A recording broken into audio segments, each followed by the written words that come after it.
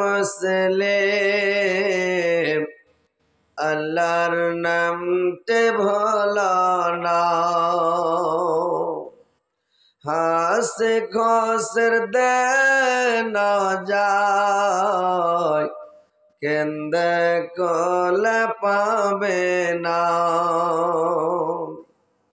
যেদিন তরে হুকুম হবে প্রাণ পাখি তোর উড়ে যাবে। যেদিন তরে হুকুম হবে প্রাণ পাখি তোর উড়ে যাবে। বেবে বাচ্চা বন্ধ বন্ধ, বেবে বাচ্চা বন্ধ বন্ধ করবে তোরা রাধনা। জাগো জাগো হে মুসলিম আল্লাহর নামতে ভোলো না। জাগো জাগো হে মুসলিম আল্লাহর নামতে ভোলো না। আন্ধার রাতের মাটের ঘরে, আন্ধার রাতের মাটের ঘরে একলা তোমায় সইতে হবে। সাপ বেচ্ছ ধরে খাবে, সাপ বেচ্ছ ধরে খাবে কিছুই তা তারাবে না। জাগো জাগো হে মুসলিম আল্লাহর নামতে ভোলো না। জাগো জাগো হে মুসলিম আল্লাহর নামতে ভোলো না। পাঁচ ওয়াক্ত নামাজ পড়ো হালাল ব্যবসা যে করো। পাঁচ ওয়াক্ত নামাজ পড়ো হালাল ব্যবসা যে করো। সত্য কাজ খুশি রবে, সত্য কাজ খুশি রবে পরব মদের বানা। জাগো জাগো হে মুসলিম আল্লাহর নামতে ভোলো না। জাগো জাগো হে মুসলিম আল্লাহর নামতে ভোলো না। হাসে খুশর দে না যায় কেন্দে কোলে পাবে না। শ্রদ্ধেয় যোগ্যতম সভাপতি সাহেব, উপস্থিত উলামা ইকরাম, শ্রদ্ধাবিন্দু মুসলিম সমাজ এবং পর্দার আড়ালের পর্দানাসীন মা ও বোনেরা, সর্বপ্রথম আল্লাহ তাআলা বারেক ওয়া তাআলার তারিফ প্রশংসা গুণগান যে মহান আল্লাহ তাআলা বারেক ওয়া তাআলা আজকে আপনাদেরকে আমাকে সকলকে এই জালসার মাহফিলে উপস্থিত করেছেন।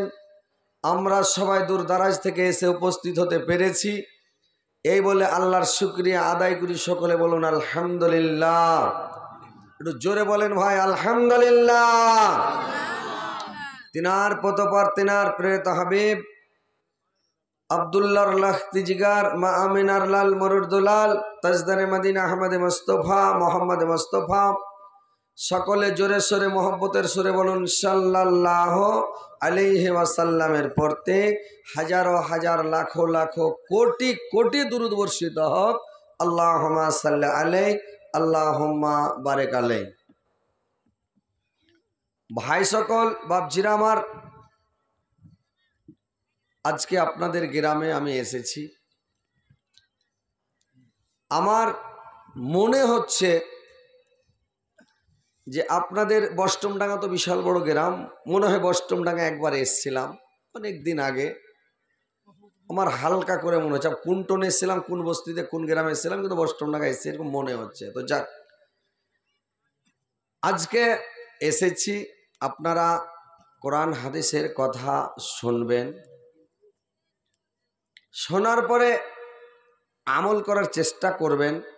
দেখেন ভাই, এই দুনিয়াটা বেশি দিনের নয়। এই দুনিয়ার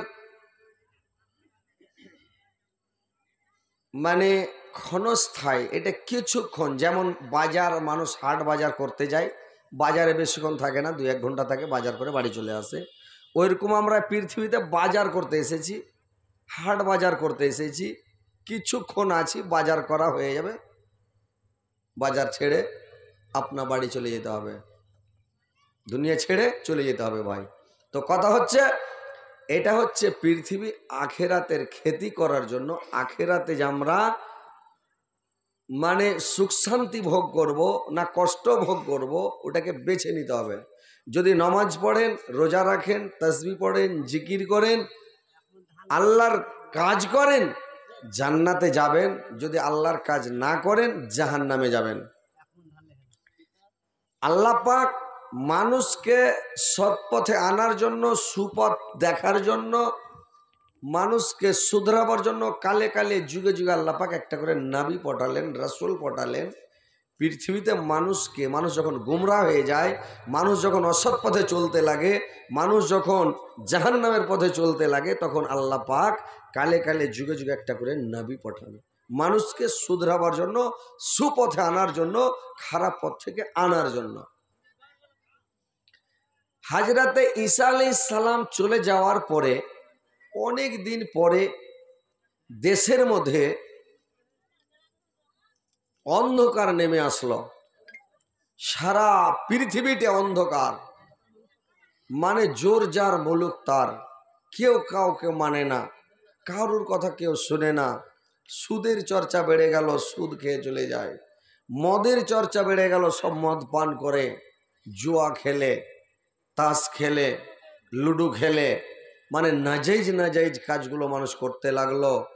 আর মানে দুনিয়াটা পাপে ভর্তি হয়ে গেল, পাপ ছাড়া অন্য কিছুই নাই, শুধু পাপে পাপ। তো মানুষ ভালো কাজ করতো না। কোনো লোকের জাহিলিয়াতের জামানা, মানে জাহিলিয়াতি চলে আসলো, এমন এসে গেল যে জাহিলিয়াতের জামানা কেমন হয়ে গেল। যদি কোনো লোকের বেটি হতো, ওর টুটিকে মুচড়ে, টুটি চিপে জিন্দাতে মেরে দিয়ে ওকে গাঁড়া ঘুরে পুঁতে দেওয়া হতো।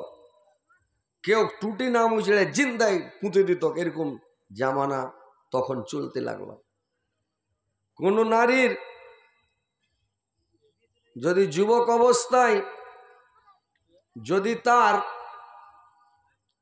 স্বামী মারা যেত, ওই নারীটাকে জিন্দায় আগুন ধরিয়ে জ্বালিয়ে পুড়িয়ে মেরে দেওয়া হতো, বলে এই মহিলাটা হচ্ছে লাগিন, ওর পুরুষকে খেয়ে নিল, এই যদি বেঁচে থাকে আবার কোনো পুরুষকে বিয়ে করবে, আবার পুরুষটাকে খাবে, তো এই কারণে ওকে জ্বালিয়ে দাও। ওই জামানাতে জ্বালিয়ে দেওয়া হতো, পুরুষ মরলেই মহিলাটাকে জ্বালিয়ে দিত। জাহিলিয়াতের জামানা চালু হয়ে গেল। তো এইভাবে যখন শুরু হলো, একটা লোক কি করলো, যে একটা লোক জাহিলিয়াতের জামানায় যখন এইভাবে মারতে লাগলো, করতে লাগলো, তো আল্লাহ বলছেন কোরআনের মধ্যে যে তাদেরকে জিন্দায় জ্বালিয়ে দিত, জিন্দায় পুঁতে দিত। আল্লাহ পাক বললেন, ওয়াইজাল মাউদাত সুইলাত, জিন্দা পুঁতে দেওয়া কন্যাদেরকে প্রশ্ন করা হবে, বেআইজাম মিন কতলাত, কি কারণে তোমাদেরকে হত্যা করা হয়েছিল, কি কারণে তোমাদেরকে পুঁতে দেওয়া হয়েছিল। ভাইরে আমার, মানুষকে মেরে ফেলতে হবে না, মানুষকে নষ্ট করতে হবে না, জিন্দাতে জ্বালাতে হবে না, টুটি চিপে মারতে হবে না। এরা কেন মারত, যে যদি বেটি হয়, বেটি হতে গেলে ওই মেয়েটার যদি বড় যখন হয়ে যাবে, অপরের ছেলে, অন্য গ্রামের ছেলে, অন্য বংশের ছেলে ওই মেয়েটাকে বিয়ে করবে, শাদী করবে। এলাকার লোক অন্য এলাকার লোক এসে বিয়ে করে নিয়ে যাবে, ছেলেটা আসবে, ওকে শ্বশুর বলে পরিচয় দিবে, উমুক আমার শ্বশুর, বা শ্বশুর বলে যখন ডাক দেবে, সে লজ্জাতে মুখ দেখাতে পারবে না। এই লজ্জাতে মুখ দেখাতে পারবে না বলে কন্যাকে জিন্দায় দফন করে দিত, জিন্দাতে পুঁতে দিত, গলা টিপে মেরে দিত। কেমন জাহিলিয়াতের জামানা ছিল রে ভাই। একটা লাট করেছে কিরা ভাই, ওর স্ত্রী গর্ভবতী অবস্থায় আছে, ওর স্ত্রীর পেটে বাচ্চা, লোকটা বিদেশ চলে যাবে।